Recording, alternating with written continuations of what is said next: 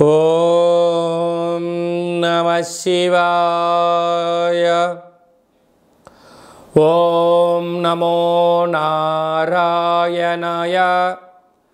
నరదృష్టి నివారణ, కర్మ నివారణ, సంచిత కర్మ, ప్రారబ్ధ కర్మ, ఆగమిక కర్మ నివారణ, సంపూర్ణ సకల ఐశ్వర్య తులాభార కాళభైరవాయ నమో నమః.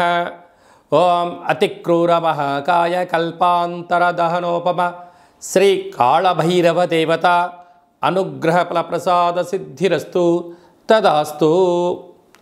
మా ఛానల్కి స్వాగతం. చూస్తున్న వీక్షకులకు, ప్రేక్షకులకు, కాళభైరవ భగవద్బంధులకి స్వాగతం పలుకుతూ మమ్మల్ని ఎంతగానో ఆదరిస్తూ ఉండబడినటువంటి ప్రియ సోదర సోదరీమణులకు అందరికీ కూడా ఆదివారం అమావాస్య రోజు పుష్యమీ నక్షత్ర సందర్భంగా యంత్ర సాధన, మంత్ర సాధన ఎలా చేయాలి, అద్భుతమైనటువంటి రాబోయే 7 తరాల వారికి ఐశ్వర్యాన్ని, ఆనందాన్ని ఎలా అందజేయాలో మనకు అందరికీ ప్రసాదించాలని ఆ కాళీ సమేత కాళభైరవ స్వామిని కోరుకుందాం.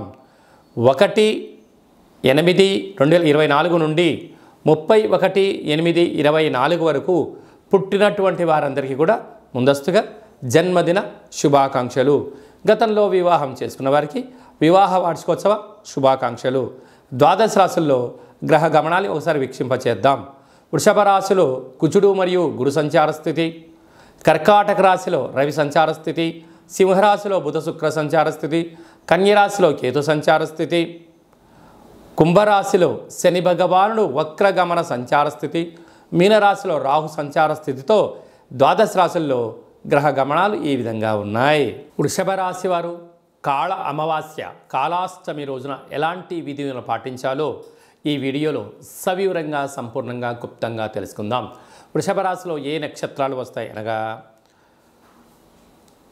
కృత్తికా నక్షత్రంలోని 2, 3, 4 పాదాలు, రోహిణి నక్షత్రంలోని 4 పాదాలు, మృగశిర నక్షత్రంలోని 1, 2 పాదములు కలిపితే వృషభ రాశి అవ్వడం జరుగుతుంది.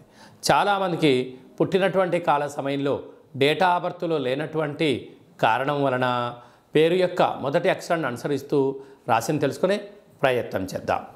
ఈ, ఊ, ఏ, ఓ, వా, వి, వు, వే, ఓ అక్షరాల వారందరూ కూడా వృషభ రాశి జాతకులే. వృషభ రాశి యొక్క అధిపతి శుక్ర భగవానుడు. వీరికి రాశిలోనే కుజుడు సంచారం చేయడం వలన కుజదోష ప్రభావము అని చెప్పి గమనించగలగాలి. అక్కడే గురు సంచార స్థితి ఉంది.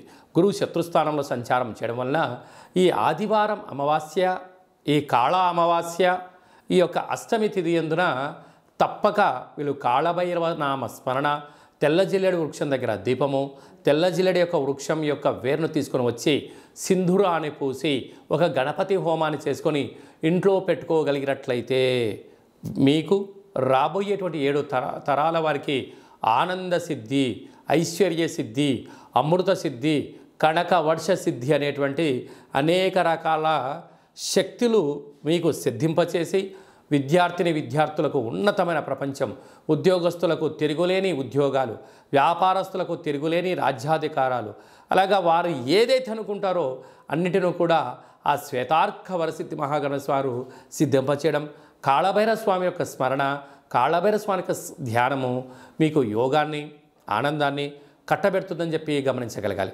అలాగనే వీరికి తృతీయంలో రవి, అర్ధాష్టమ బుధుడు, అర్ధాష్టమ శుక్రుడు కారణం వలన ఈ మాసంలో అంతను కూడా అష్టమి తిథి ఎందున, అమావాస్య తిథి ఎందున దూర వాయు జల ప్రయాణాలు పెట్టుకోవద్దు. మీ ఫోన్లు, ల్యాప్టాప్లు, ఓటీపీలు, బ్యాంకు లావాదేవీలు వీలైనంత వరకు క్లుప్తంగా ఉంచుకునే ప్రయత్నం చేయండి. మీరు కొద్దిపాటి వస్తువులు పోగొట్టుకునే పరిస్థితి చాలా అధికంగా ఉంటుందని చెప్పి గమనించాలి.